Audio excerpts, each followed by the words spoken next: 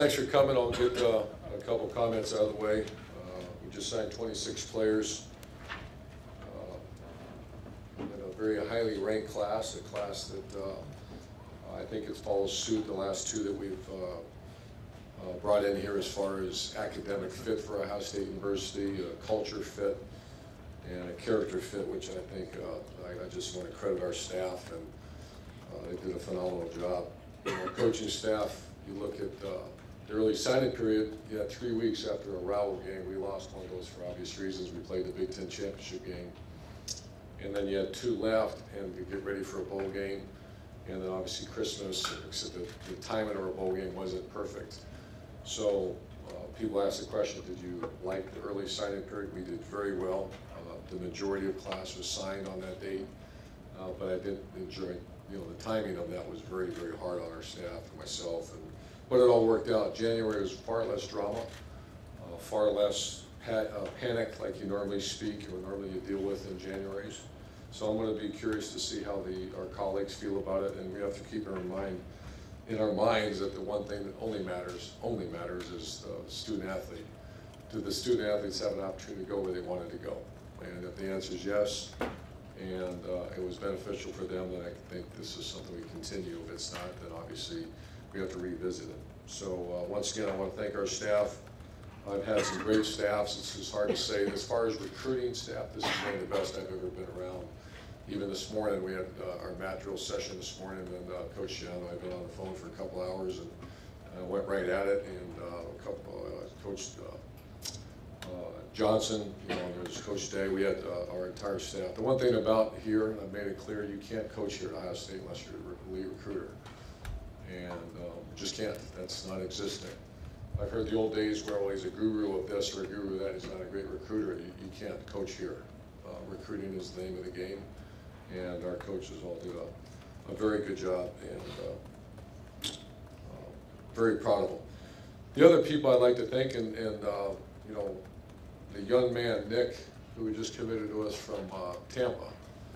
And he made a comment to me, and this made you feel good, that he's a relationship person, and one of the big selling points he had was when J.K. Dobbins talked about his relationship with Coach Mick Murati, our strength coach. And he's not a strength coach. Coach Mick is a guy that deals with them hands-on. He's very involved in their lives, and people like Nick need to know that. So I thanked our staff, but even above our staff, I want to thank our players. There's nothing quite like walking into a locker room of like-minded people, and that's what I believe this class. That's why they came to Ohio State. And Gene Smith's in the back there. I'd like to thank him too. Never once has he said no when it is in regards to student-athlete welfare. This is a tough game. It's a tough game that involves injuries. It's a tough game that you have to monitor all kinds of different safety precautions for your players. Not one time I've been told no, and that's a very important factor. He allows myself and our coaching staff to fully invest in our players. I'm talking about on the field, but everybody knows about our program off the field, and there's never been any hesitation from Gene or administration about doing what's right for our players. So with that said, I'll answer some questions for you. 26 guys signed, and I think how many are here, 8 or 9? 9. 9 guys are here mid-semester, and it's a good-looking team right now. So I'll answer questions for you. Second row left, Bill. Urban, you touched on maybe the drama-free January period. As you guys were recruiting Nick, it's a 5-star player, very sort of heated recruiting battle. How much did not having to deal with recruiting 20 guys help in your pursuit of him? Yeah, we call it laser light. The focus was on a few guys, and the few guys jumped in the boat for the most part. So, yeah, I think the question is very valid. Can you really put your laser lights on a guy like Nick when you got 15 of them out there? I remember the old days. Now you went into January with 4 or 5 commitments, and you had 20 to go get. Florida State, when I first got in the SEC, Florida State, then when I was in Florida, they would have one signing day, one big recruiting weekend right before signing day. They get 20 signees. Those days are gone. So it's just a much different approach right now. And then obviously he's a very talented player, Nick. But to get another tackle in this group, how important is that for you guys? Yeah, you had to.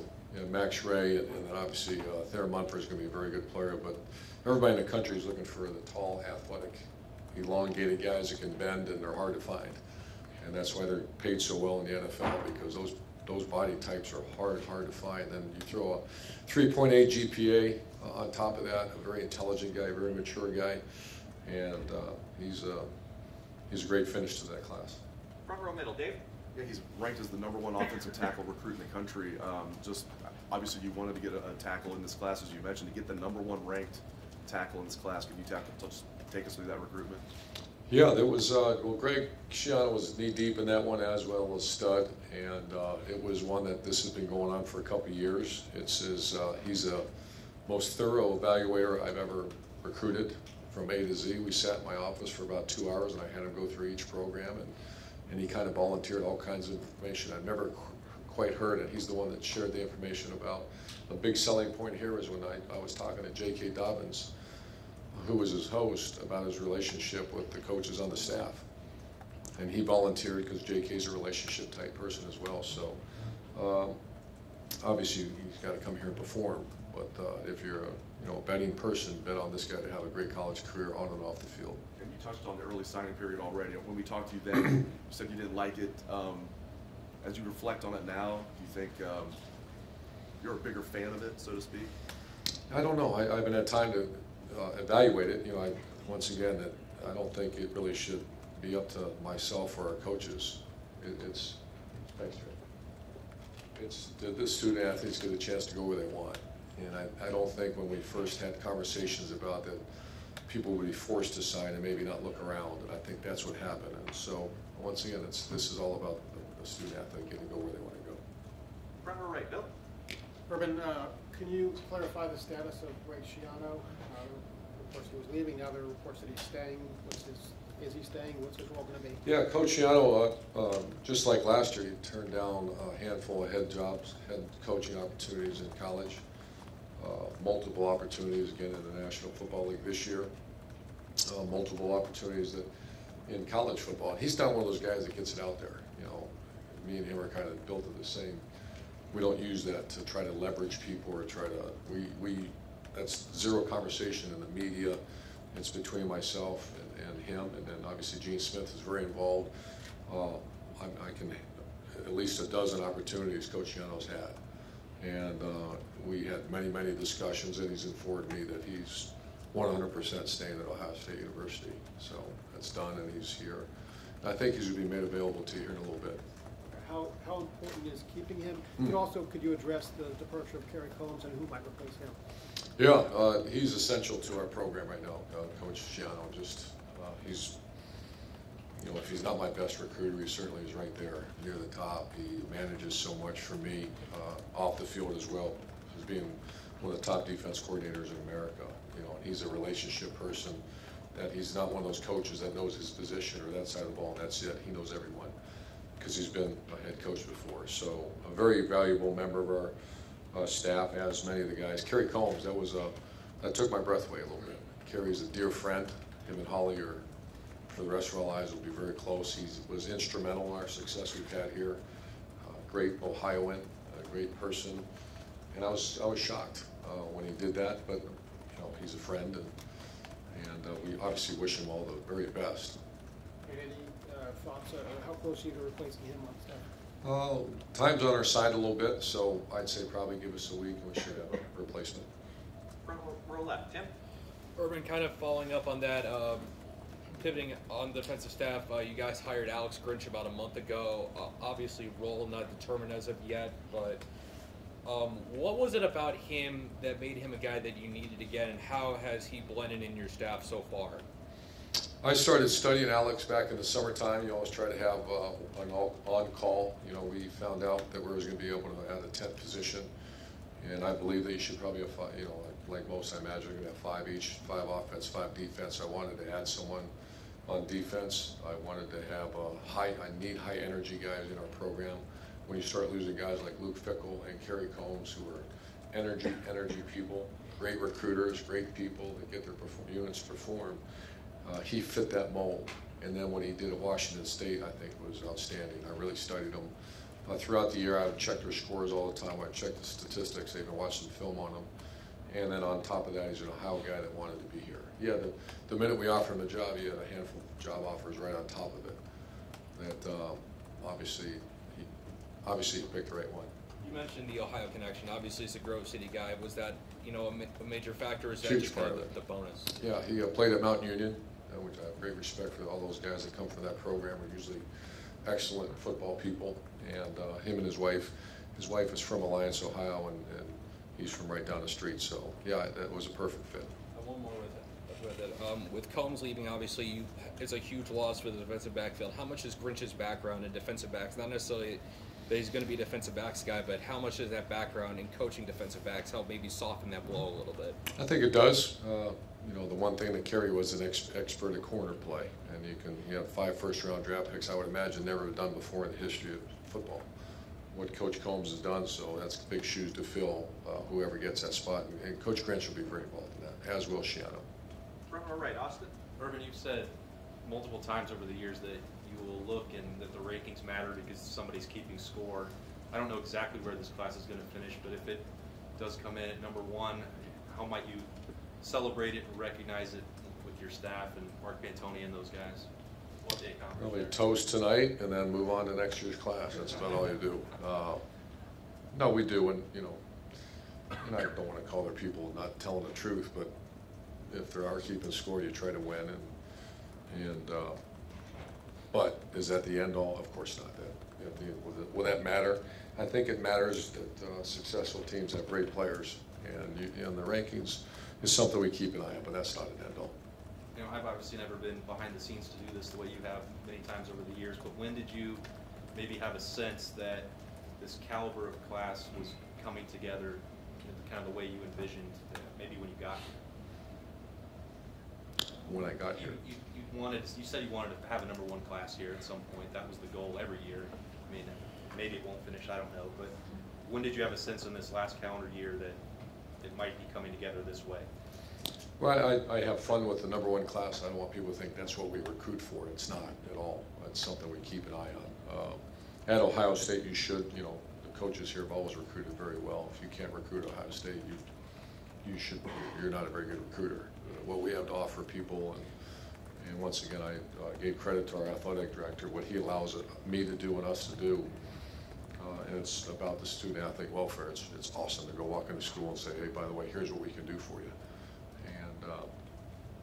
And I push it very hard. You know, the days, if you can't recruit, this isn't a place for you. Front row left, Doug. Urban, what do you do when an important guy on your staff has an NFL offer? What is that discussion like, and do you persuade guys to stay here? Do you offer them enticements to stay here? How do you do it? What do you do? All the above. You know, it's trying to think who we've had leave. I've had Mike Rabel leave, and you know, I kind of felt that might happen. Kerry Combs is a shocker. Greg Schiano, you know, I don't know. I'm trying to think who else. Larry Johnson. What's that? Just Ryan Day in this cycle. Ryan Day, yeah. And then Larry Johnson, you name it. He's had an offer from everyone. I mean, that's how good he is. So I try to create an atmosphere around here that we take care of our coaches, and that it's an excellent work environment. The best work environment you can have is sit in a room with quality people. I think we have done an excellent job on that. Do we entice them, or do we, you know, that has become a little bit of a factor where, you know, people want to take care of their families. Do we get into bidding wars? We don't do that. However, we want to do the best we can, and once again, our athletic director allows me to do that. And if you could just clarify the situation with Ryan and Kevin now on the offensive staff. Ryan staying, did his role change at all? Does he have more say in the play calling?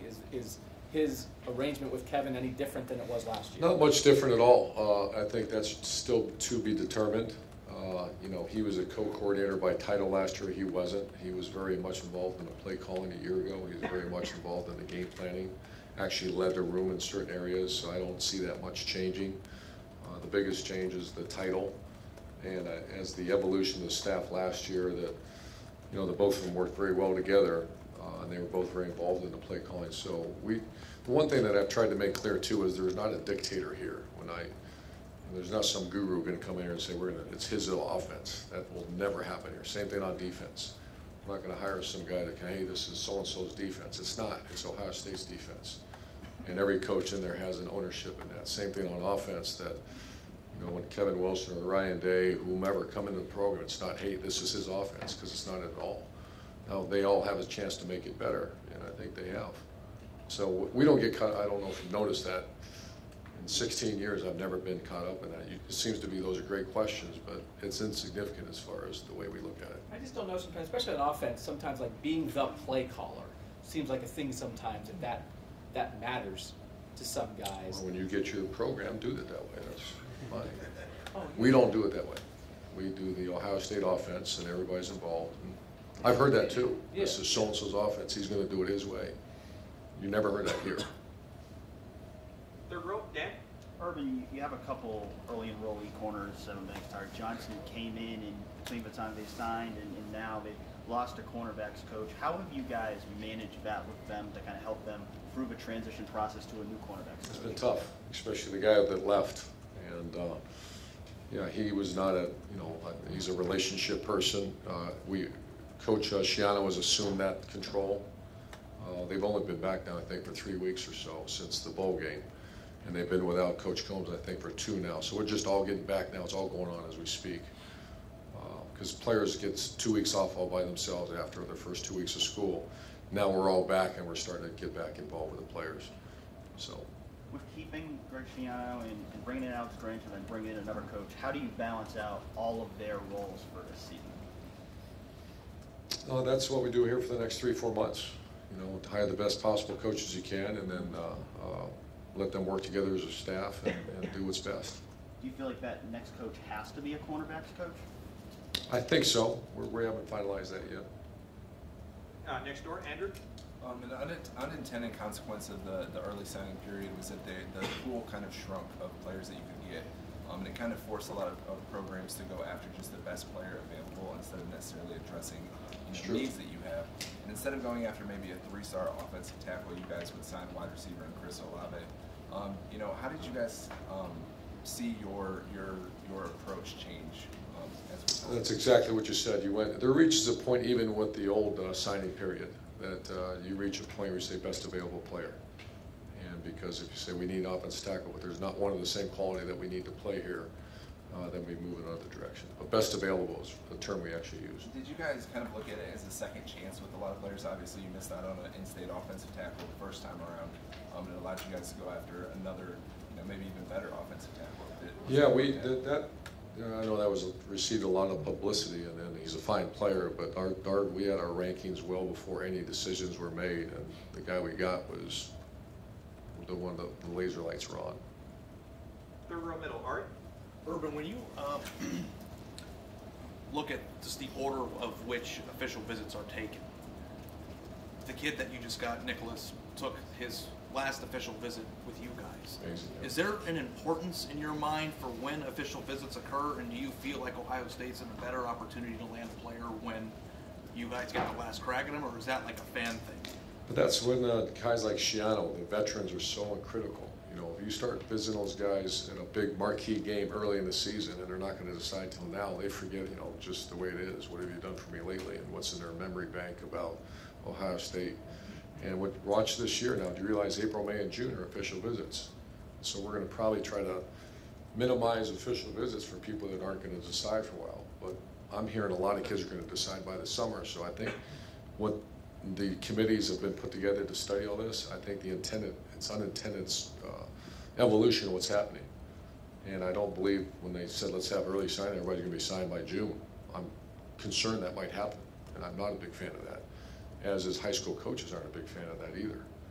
So this dynamic is ever changing. And what you just said is the recruiter has to be a very sharp guy and understand what you're dealing with. Because bringing a guy on a beautiful fall afternoon here as opposed to bringing him in January, those are things you think about too.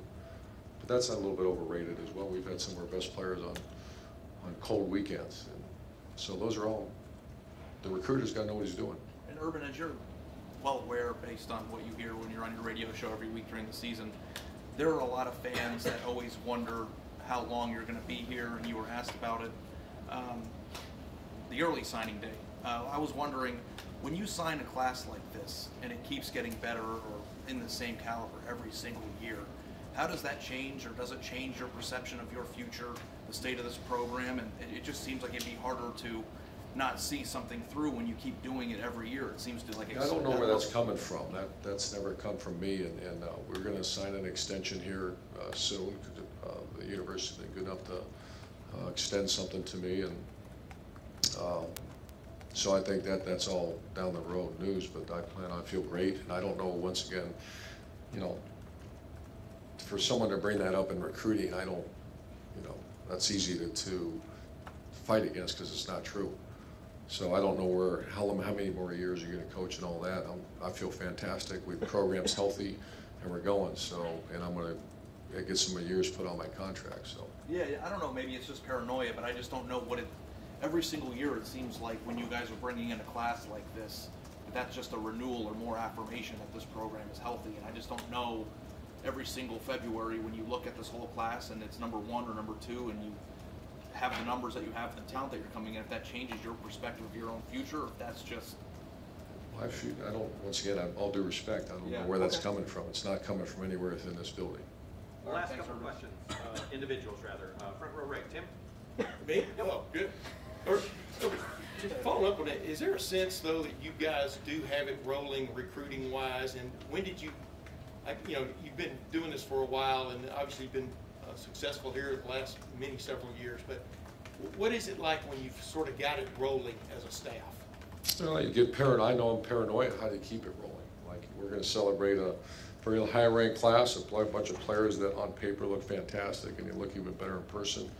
And then we toast it, and everybody tomorrow you better have the next guy on the phone for us. We already had a blitz. I want to say yesterday. Blitzes, I think we had 43 calls made in this office to the top 19s in America for next year. So that's the paranoia, I guess, that I live with, is that how do you top this year's with next year's? You know, you kind of touched on this a minute ago, but you know, obviously, you had a kid from Fairfield, Ohio, go to Clemson on signing day back in December the 20th, the first signing day. But it made it acute on Nick, whatever you want to call him, Nick St. How do you say it? Petit Frere. Yeah. But anyway, it made it acute then to sign him. But when you get that call, what was that like for you to know that you had nailed him? Nick. Yeah, it made it more acute. I guess. Yeah. We actually got the call. I want to say yesterday was that he wanted to be a Buckeye, and that was a 50-year-old man acting silly and chest bumping and jumping up and down and all that stuff. So it was a very good feeling. He filled a need that was. Every college in America has that need, and that's an elite offensive tackle. Last thing, Antoine Jackson showed up. He had to have some surgery on his ankle and stuff, or his foot. But what do you expect out of him? Obviously, he's sort of the uncle of this of this recruiting class. Yeah, his attitude's been great. He just had a little piece of bone taken out his foot from an old injury. He should be back for spring practice. Has a great attitude, and he's here because of Coach Johnson and want to be a part of the Buckeyes, and so we need to get him ready. He's got to play next year. And final question, Dave. Urban, we talked about early enrollees. As a 17, 18-year-old, that's a tough call to make for some kids. If you were 17 or 18, what would you look at as the pros and cons of enrolling early? And then as a football coach, what do you hope they get out of coming early? We were one of the first teams to do that, I want to say back in '06, that really started, and that was all new to me. I wasn't aware that was going on. And so you started getting in early enrollees, and what I found out is that they have a better chance of playing early. That's not an absolute, but for obvious reasons. They are officially in our weight program. They're eating all the meals that Ohio State athletes, so you see their bodies start to grow, because high school athletes a lot of times don't eat like that. And they don't get trained like that. And quite honestly, my son's a senior in high school now, and I remember being a senior in high school. Springtime, a lot of things do not get done in the classroom or anywhere else. And so this is a chance, but you have to grow up fast. That's a negative. And I can imagine Shelley, if all of a sudden, Nate, people don't handle that real well in our house if he had to leave right now. So it is a tough situation, but there's obvious reasons why it's a tremendous advantage to get here and get going. And I'm sorry, one last question. Clay? Does Haskins start the spring with a lead? I have no idea. That's going to be evaluation every day as we get ready for spring practice. Anything you told Weber and he decided to stick around? Said he had a talk with you, I think. Yeah, I more listened. I listened to him, and then Coach Alfred and him have a good relationship. I talked to his father, and the maturity level, what's the next level, is pretty tough. Are you mature enough to go handle life in the National Football League, or do you need another year? And his opinion, he needed another year, and I agreed with him. But you know, there were no promises, and we're going to do this for you and all that. I let those guys do the talking, and then see if we can help them. How many more years? How many Thank more you. years are you going to get added to your contract? I think 2. Dude, what's going to be in the toast? What's that? What are you drinking in the toast? Okay, I'll be right back in here with Coach Schiano.